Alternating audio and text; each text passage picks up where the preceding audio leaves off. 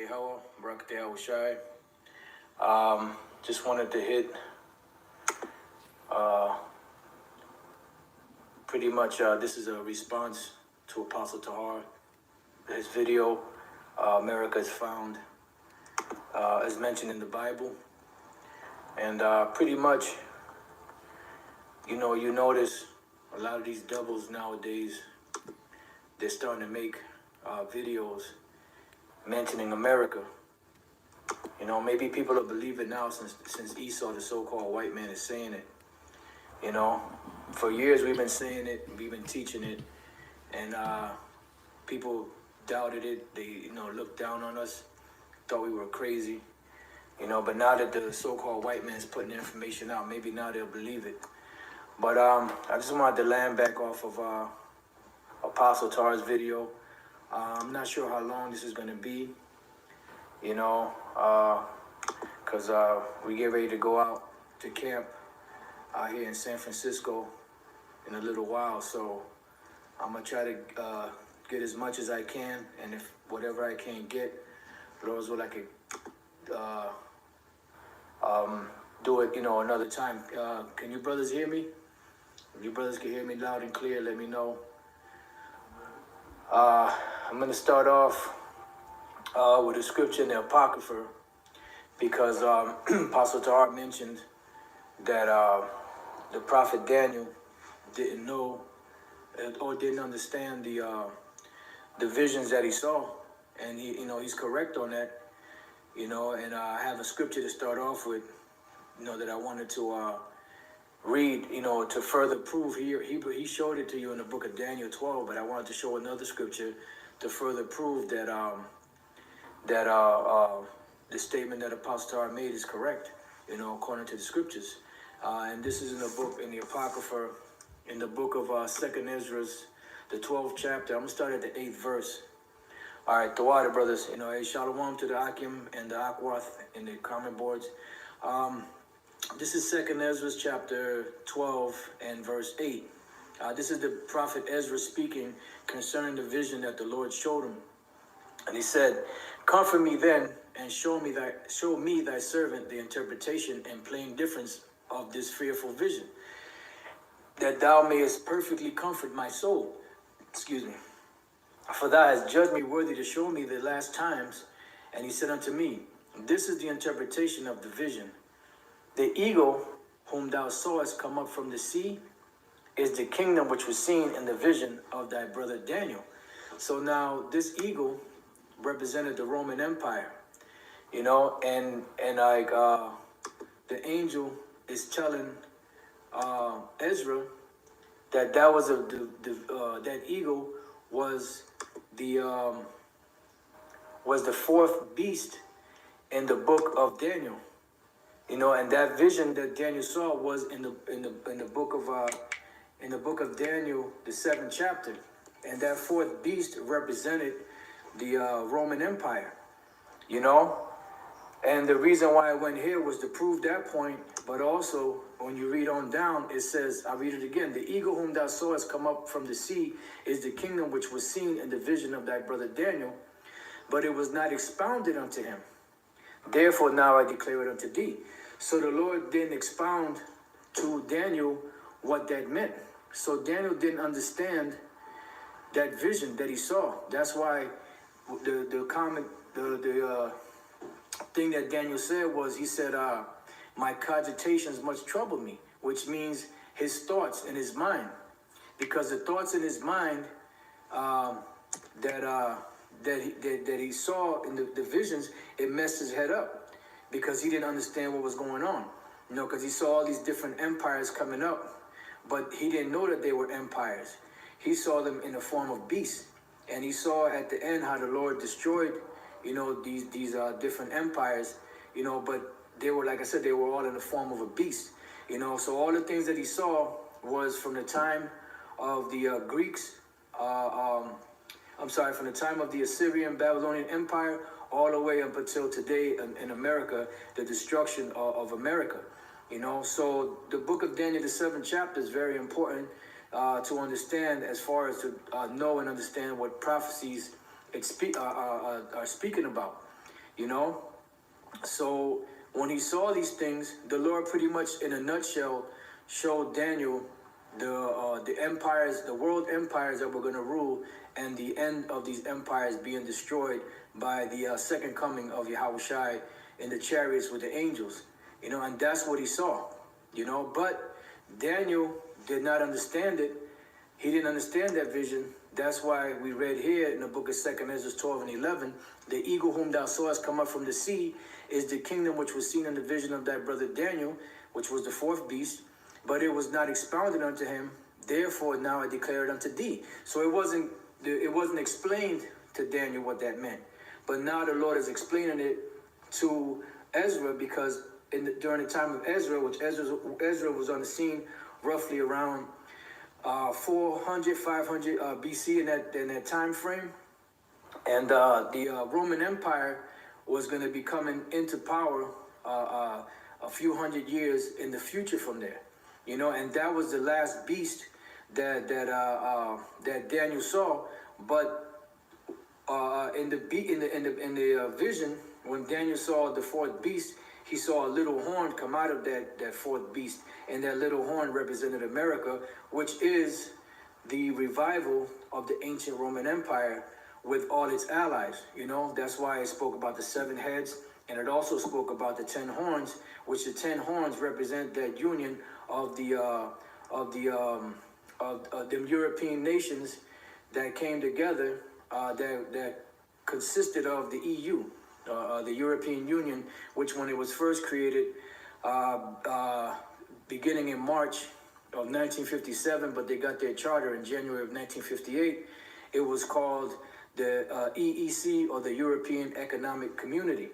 And that was very important to know in history, because that was the union of that fourth beast coming back into power, you know, to fulfill prophecy. Now this is the book of Revelation, chapter 13, and the point is, I'll start around 11. It says, and I beheld another beast coming up out of the sea. Because when you go back before this, when you go back to Revelation 13 and 1, it says, and I stood upon the sand of the sea and saw a beast rise up out of the sea. Now keep in mind that the Apostle John actually seen this beast coming up out of the sea, and he didn't understand what it meant, you know. So it says, and I stood upon the sand of the sea. The sand of the sea, he was on the island of Patmos, looking into the sea, and the sea he saw was the Mediterranean Sea, which the scriptures call the Great Sea. And I saw a beast rise up out of the sea, having 7 heads and 10 horns. Now, those 7 heads and 10 horns, like I said, it was an actual dragon that he saw, actual beast, with actually 7 heads and 10 horns. And it says, and upon his horns 10 crowns, and upon his heads the names of blasphemy. So he actually saw this, but he didn't understand what it meant. What that meant was the whole power structure, you know, and political system, militarily and all that, of the so-called white men, the Edomites, you know, which began with the Greeks, because they have a saying called civilization began with the Greeks. So what do they mean by civilization began with the Greeks? Meaning that was when Esau started taking power of the earth.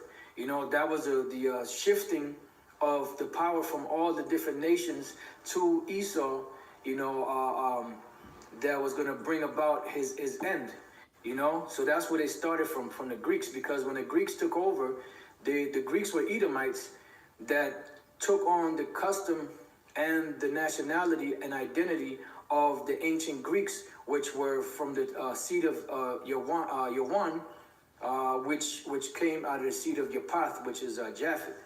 Okay, so that's the original Japhites were dark-skinned people.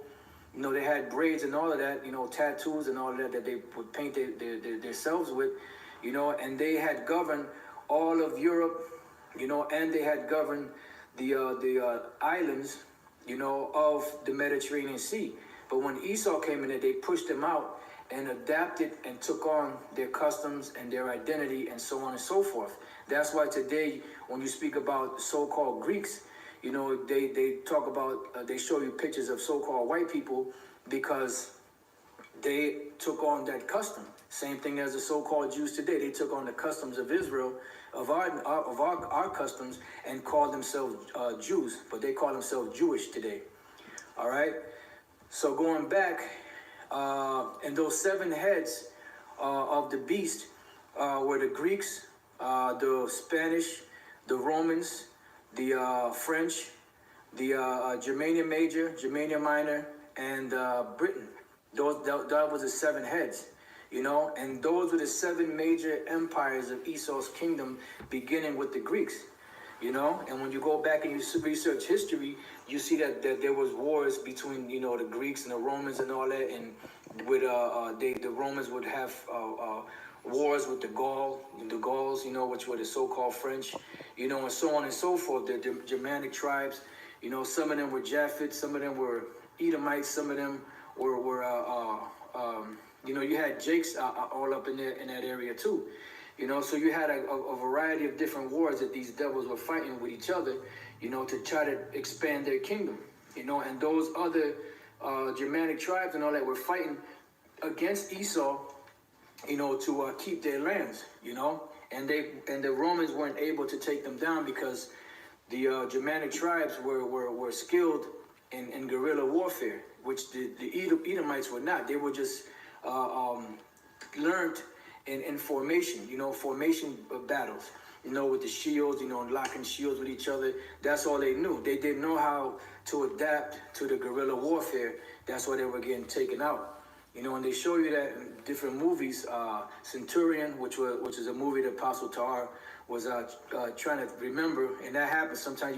You know the name of the movie, but sometimes it escapes your mind, you know. And then you had The Eagle, you know, and other movies. You had 300, which in the movie 300, I'm sorry, not 300, Gladiator. In the movie Gladiator, you know, they show you at the beginning that the Roman Empire was fighting those Germanic tribes, you know, to take them down. All right. All right. So now let's read on. It says, and the beast which I saw was like unto a leopard. So now in Revelation, the 13th chapter, is giving you the history of this beast that John saw, and it's giving you the beginnings of the beast, and it's giving you the ending of the beast. Now, the beginning of the beast, it says, and the beast which I saw was like unto a leopard. That leopard represented Alexander the Creep, which was the first king of Greece that ruled and governed over the Greek Empire. That was their first Greek king. Matter of fact, let me just get that real quick. In the book of First Maccabees, the 1st chapter and the 1st verse. And it happened after that Alexander, son of Philip, the Macedonian, who came out of the land of Kittim, which Kittim is, I believe, is called Cyprus today. It was a island off of the coast, you know, off of the coast of in that region where Asia Minor was at, you know. I believe today it's called Cyprus, if I'm not mistaken. So came out of the land of Kittim, had smitten Darius of the Persians and Medes, that he reigned in his stead the first over Greece. So Alexander the Creep was the first king of the Edomites that reigned over the Greeks, because prior to him, the Greeks, they had different city-states. You know, they weren't together. You know, they were all separated. You know, but he was the first one that actually brought them all together and to fight, you know, and to govern over that whole realm. Why? Because it was part of prophecy. All right? It says, it made many wars and won many strongholds and slew the kings of the earth. Now, when you go to Daniel, the 8th chapter, and I'll just go straight to the point. Daniel, the 8th chapter, and the 20th verse, it says, the ram which thou sawest, having 2 horns, are the kings of Media and Persia, which is letting you know the vision that Daniel saw. The Lord gave him that understanding of that, you know, who they were, you know, who they were going to be, you know, because remember, Daniel was in the Babylonian Empire, you know, and the Babylonian Empire after a certain period fell to the Medes, you know, and well, actually to the Persians and the Medes. You know, it was Darius the Mede that rolled up on Belshazzar, which was the son, which was actually the grandson, if I'm not mistaken, of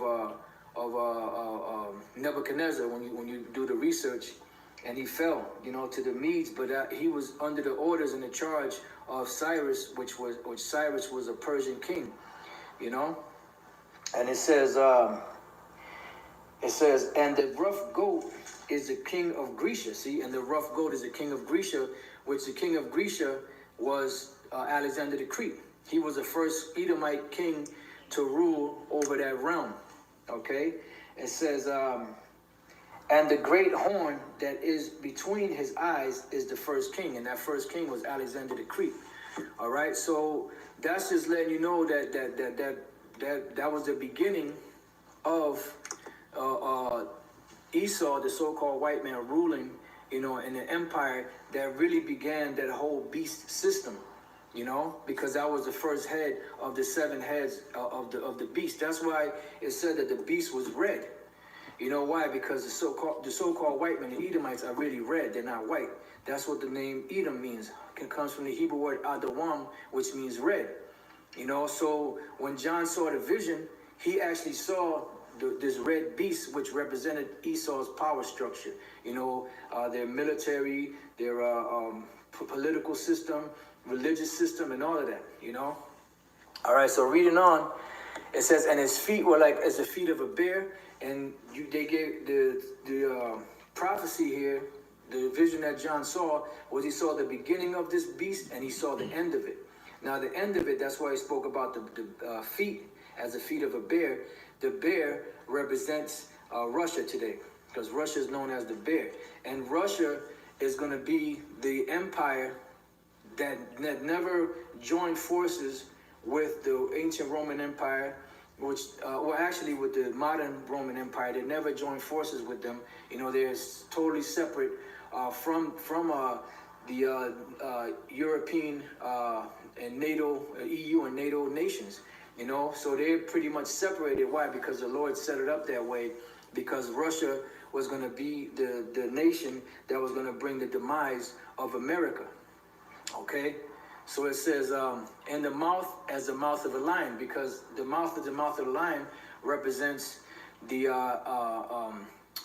British Empire, you know, the UK, mainly in England, you know, because they're pretty much the mouthpiece, you know. The Rothschilds run that, you know, they pretty much run the world from that region there.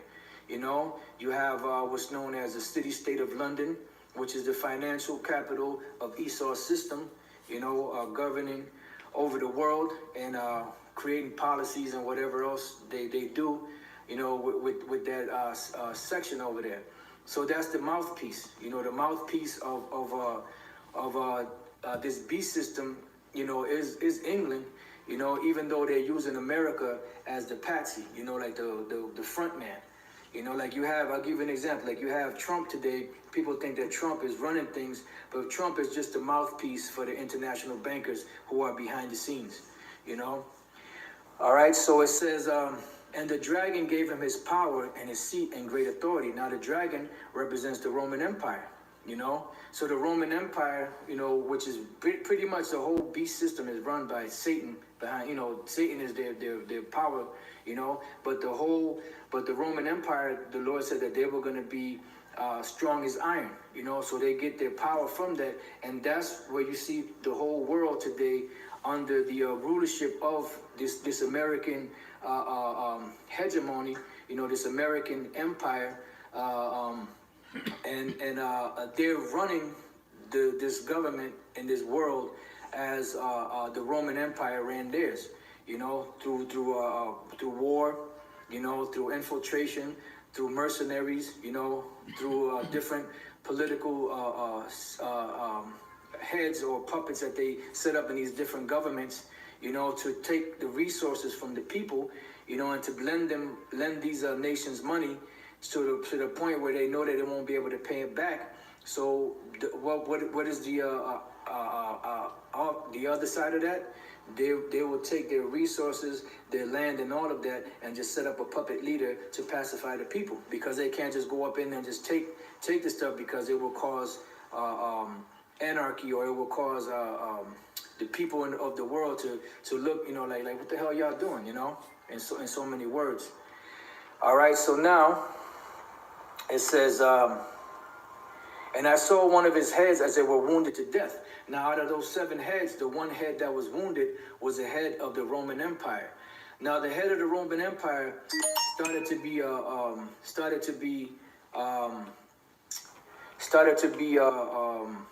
wounded, around the time where the different Israelite emperors started to rule. Like Marcus Aurelius, Commodus, and you had some that ruled before that.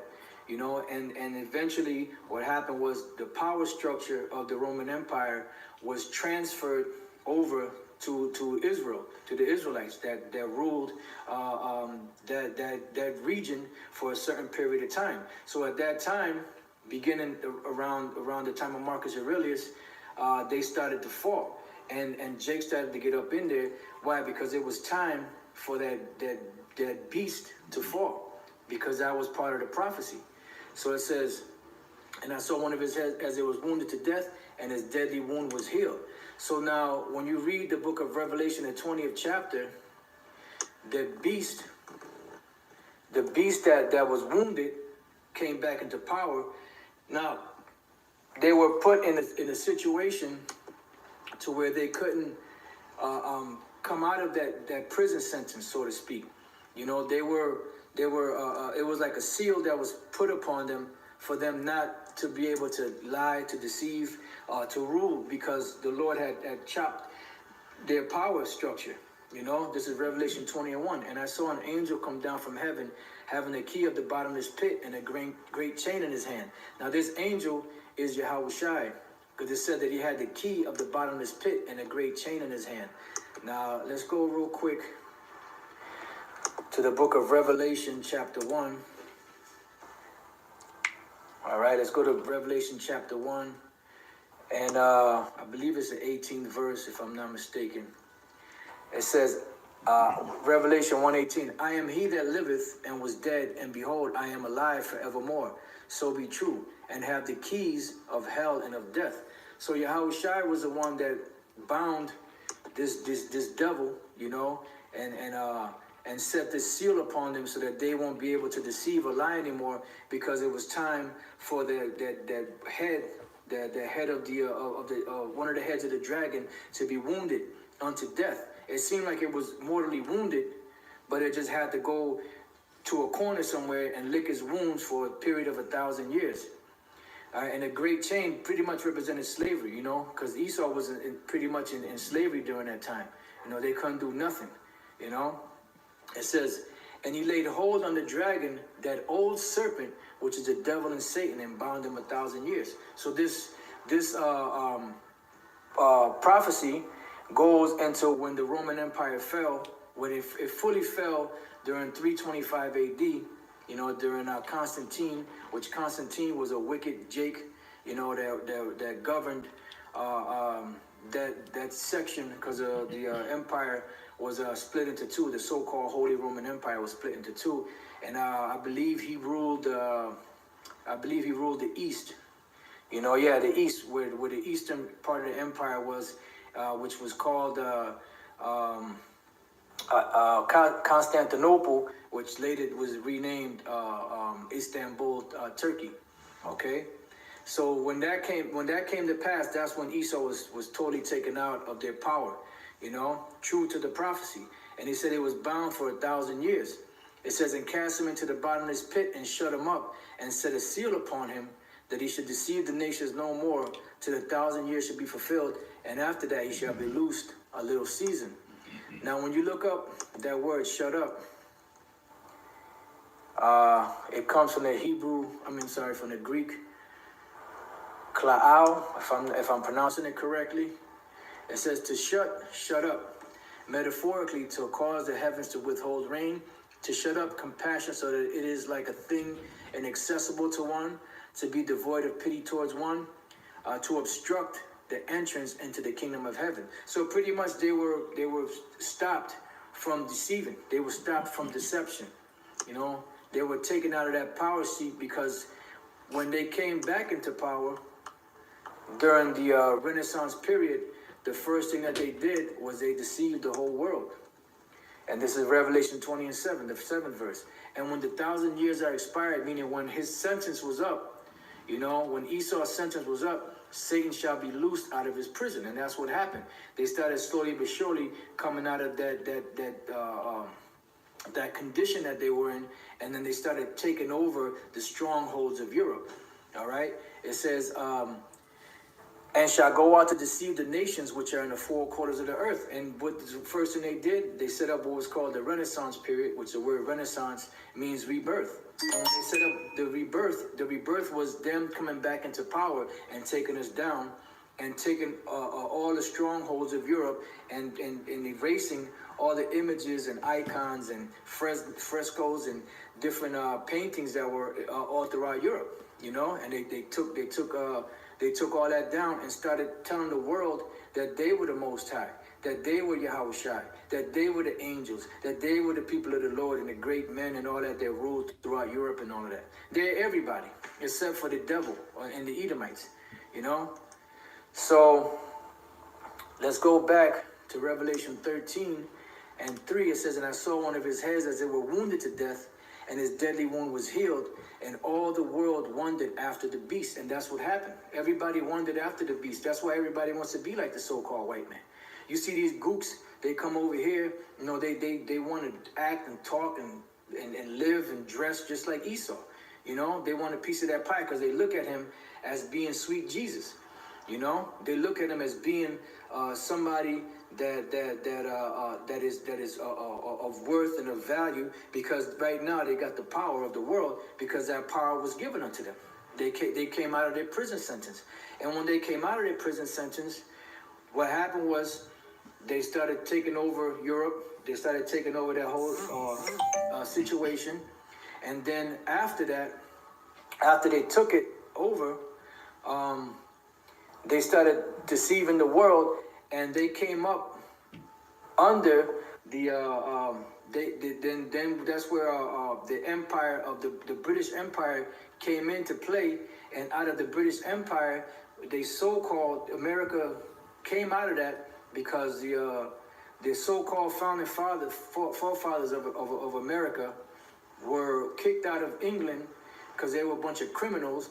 And they came over here to break away from England, you know. And in breaking away, that's what happened when the establishment of this eighth beast, or this little horn in the book of Daniel, came to pass. When America broke away from England and became their own separate empire. From there, they started building into an empire, which now today, globally, they're running the whole world.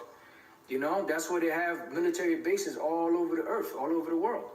You know, and they're running their empire the same way that the Roman Empire was run. You know, that's where they hire mercenaries to go to war. You know, they have all different type of nations in their armies, in the military.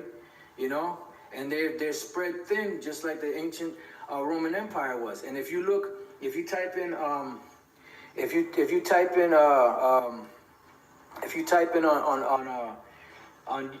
Google, if you type in what's the word I'm looking for?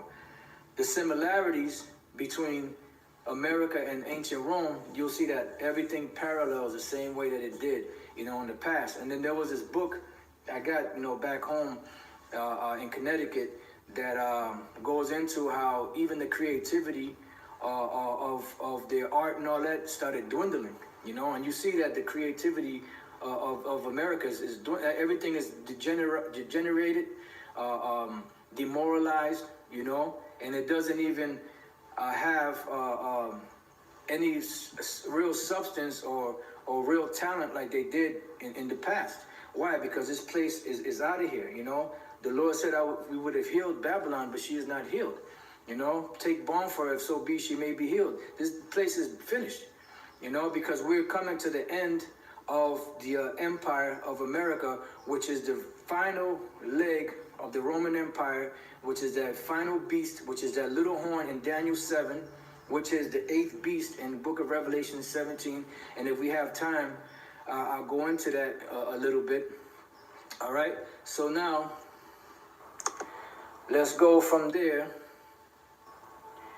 Already read that, okay. You know what, let's just go right into Revelation 17, because Revelation 13th chapter, we read how the wound was oh, I'm sorry, let me go back to Revelation 13, because it said that the deadly wound was healed and the world wandered after the beast.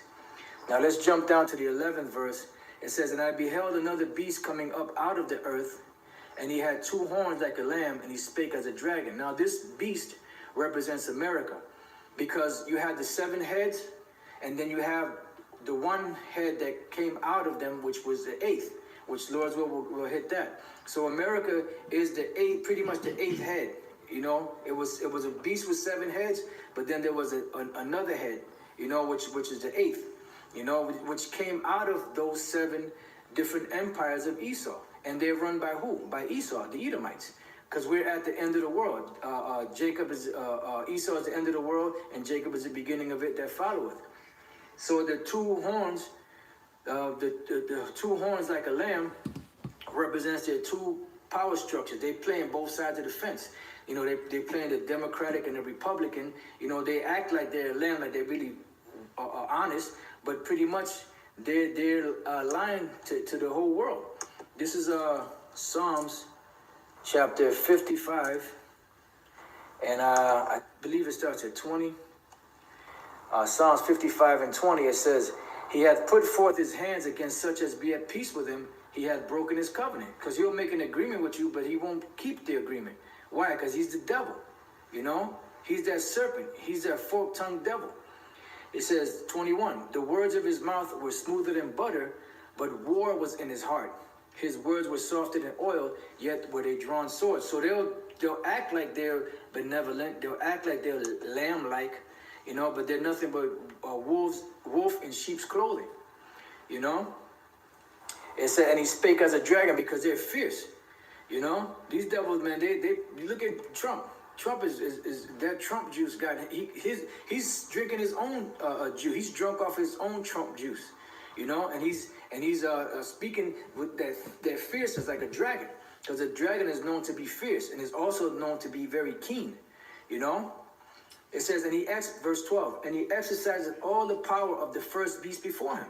See why? Because the American system, the American empire, is running this empire and this system the same way that the ancient Roman Empire ran theirs. Look at the similarities. Like I said, type in on Google, and on the Google search engine, and type in the similarities between America and Rome, and you're going to see that everything parallels each other, from the way that they fought wars, to their political system, to the way they set up their buildings, to the legislative part of their kingdom, to their political system, and the way that they set up the Senate and all of that. It's all nothing but the ancient Roman Empire all over again. Matter of fact, let me get First Maccabees, the 8th chapter. I'm going to start at the first verse. I'm going to jump around. Not like the House of Pain. I'm just going to jump around a little bit. First Maccabees 8 and 1. Now Judas had heard of the fame of the Romans, that they were mighty and valiant men, because that was the prophecy, said that they would be strong as iron. It says, and such as would lovingly accept all that joined themselves unto them, and make a league of amity with all that came unto them. I'm going to jump down to verse 13. Also that whom they would help to a kingdom, those reign, and whom again they displace. Finally, that they were greatly exalted. Yet for all this, none of them wore a crown or was clothed in purple to be magnified thereby. Why? Because they didn't rule in a kingly manner. whenever you had an empire or kingdom, you would have a king, and the king would sit on a throne, and then his sons after him, which were the prince or the princess, they would rule in their father's stead. But this empire, that's right, brother Irish Shah, the Colosseum, that's right. But this empire was ruled different than any other empire because they didn't have kings that sat on thrones and their sons would be heirs after them. They did it in a manner that the scriptures explain in Daniel 7, where it says, verse Daniel 7:7, and this I saw in the night vision, and behold, a fourth beast, dreadful and terrible, and strong exceedingly, and it had great iron teeth. It devoured and brake in pieces, and stamped the residue with the feet of it. And it was diverse from all the beasts that were before it, and it had 10 horns. Now, the diversity that it had was that the way that they ruled their government or they ruled their empire was through a thing called elections. You know, which they would have a president. Back then, they were known as Caesars. You know, they would be elected. You know, every year or every 4 years, however they did it in the past. And it tells you that right here in the book of Maccabees, going back to 1 Maccabees 8 and 14. Yet for all this, none of them wore a crown or was clothed in purple to be magnified thereby. Moreover, how they had made for themselves a senate house. See, and you have the senate house today. That's why it says in Revelation 13 that they had 2 horns like a lamb, you know? And the 2 horns was just 2 political systems that set up like the ancient Roman Empire was. Wherein 320 men sat in council daily, consulting always for the people. And that's what they try to say. They're consulting for the people, but they're not. They're consulting for themselves. And before that, they're consulting for the international bankers, which behind the scenes are running this world, this society. To the end, they might be well ordered. And that they committed their government to one man every year, and that was the Caesar. Today, they call them presidents, you know, which is president means first, if I'm not mistaken. Excuse me. Who ruled over all their country, and that all were obedient to that one, and that there was neither envy nor emulation among them. See, so that's what's happening today. You know, the American Empire is being run the same way as the Roman Empire was run. All right, so I'm gonna hit a little bit in this Revelation 17. I was gonna start up at the first verse, but in the interest of time, I'm just gonna jump down to 6th verse. And I saw the woman. The woman represents America. All right. And Lord as well, like the Apostle Tar said, maybe somebody else would take over, you know, and do, you know, a video, you know, on that, you know, the edifying on that.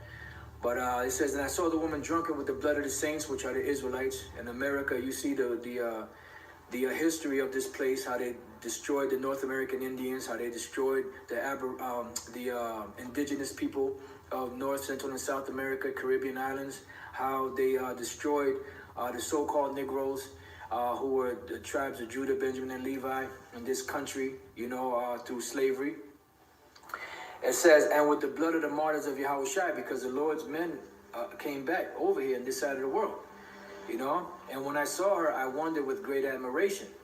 And the angel said unto me, wherefore didst thou marvel? I will tell thee the mystery of the woman, and of the beast that carrieth her, which hath 7 heads and 10 horns. And that beast that carrieth the woman, America, is those European nations, you know, because that's who America is being propped up by, because that's who she came out of, you know. She's sitting on top of them because she's doing all the same things that they were doing back then. And this society or America is the one that's governing over the entire planet. You know, so all of those different beast nations, or the EU and and NATO, the ones that's really the head of all of that is America.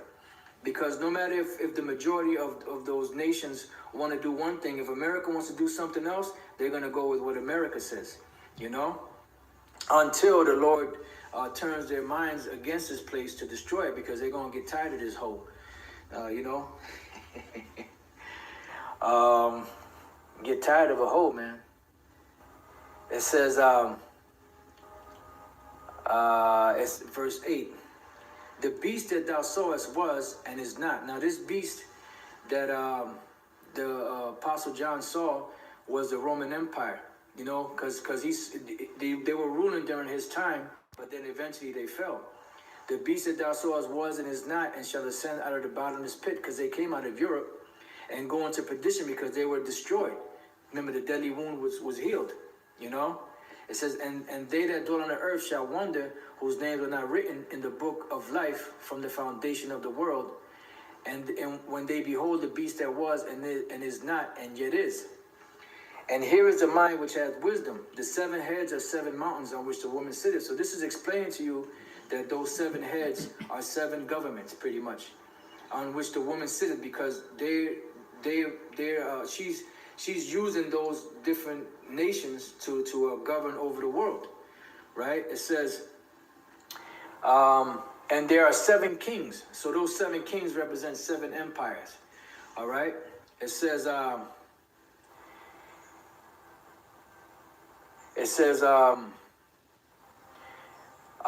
there are 7 kings, 5 are fallen. Now, when you go back into history, when the Roman Empire ruled, the Greeks fell, the Spanish fell, the French, Germania Major and Germania Minor. Those fell to the Roman Empire. Those empires there, you know. It says, and one is why? Because the Roman Empire was ruling during the time when John was on the island of Patmos, because they're the ones that committed him to that island. You know, they banished him to that island. It says, and the other is not yet come. The one that is not yet come is the British Empire, the UK, England. All right. And when he cometh, he must continue a short space. And from the time that they ascended out of that situation they were in and came into the Renaissance period, it's been a short period, you know, compared to eternity, you know. So they only been ruling for a short period of time, because remember, the Lord said that 1,000 years is as one day to him, and one day is 1,000 years. All right. So to the Most High's eyes, they've been ruling what, maybe 500 years or so, or maybe less than that, or way less than that, you know. So that's just a short season. It says, and the other is not yet coming. When he cometh, he must continue a short space. And the beast that was and is not, even he is the 8th, because America came out of these 7 empires. It says, and the beast that was and is not, even he is the 8th. Why? Because America is that 8th beast, and is of the 7. Why? Because it's of those 7 empires that rule. That's the 7 heads and the 10 horns, right? And goeth into perdition, because they're going into destruction. So that's the judgment of America. So we're now at the point now where the Lord is bringing judgment, first verbally, and afterwards is going to be physical with the nuclear missiles and the laser beams from the chariots. So that's why we're out here prophesying on these streets, hitting them streets, putting that work in for Yahweh B'Shem Yahushai, so that the Lord can fulfill his words and bring the destruction upon this place, because they were known to go into perdition, or to go into destruction. Now the word perdition in Spanish is perdir, and the word perdir is to lose, you know, lost. So they're going to be lost, meaning they're going to be destroyed in this up and coming destruction, and when Yahushua comes back and destroys them. It says, and the 10 horns which thou sawest are 10 kings. Now these 10 horns represent the European Union today. When they first started, they started off as 6 nations, but then when they set up their capital building, or their building in Brussels, Belgium, they had 10 flagpoles that were erected outside, but then they started changing it into 12, and they started adding more nations to try to offset the prophecies. It says, these have one mind. See, because what's happening right now is a new world order is being established on the planet, and they have one mind because they're all in league with America, you know, to help America, right? It says, these have one mind and shall give their power and strength unto the beast. Now the beast represents NATO and the EU, you know, together, because that's what's happening. They're slowly but surely merging together, because all of those EU nations are part of NATO. So they're in conjunction one with the other. It says, these shall make war with the Lamb. I'm sorry. Yeah, that's it. These have one mind and shall give their power and strength unto the beast. These shall make war with the Lamb, and the Lamb shall overcome them, for he is Lord of lords and King of kings, and they that are with him are called and chosen and faithful. Why? Because the Lord is going to destroy America, in process of time. And he's going to use them same allies that are allied with America to destroy them. And he saith unto me, the waters which thou sawest where the horse sitteth are peoples and multitudes of nations and tongues. And the 10 horns which thou sawest upon the beast, which is the EU, these shall hate the whore. Why? Because they're going to get tired of this whore. They've been giving them nothing but grief. And shall make her desolate and naked. So how are they going to make her desolate and naked? When they destroy this place. Because those nations that have missiles, they're going to shoot them over here.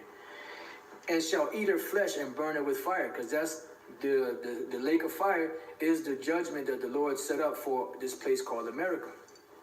For the Most High hath put in their hearts to fulfill his will, and to agree to give their kingdom unto the beast, unto the words of the Most High shall be fulfilled. So then once these different European nations come together to fight against America, Russia is all in. They're going to kick America's ass. China's going to kick America's ass.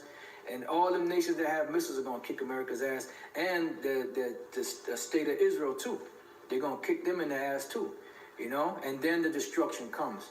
It says, and the woman which thou sawest is that great city which reigneth over the kings of the earth. And you see America is that great city that's running and ruling everything on the planet. That's why any conflict or anything that happens in the world, they're right there, right in the midst, And, so this has been my response to Apostle Tar's America mentioned in the Bible.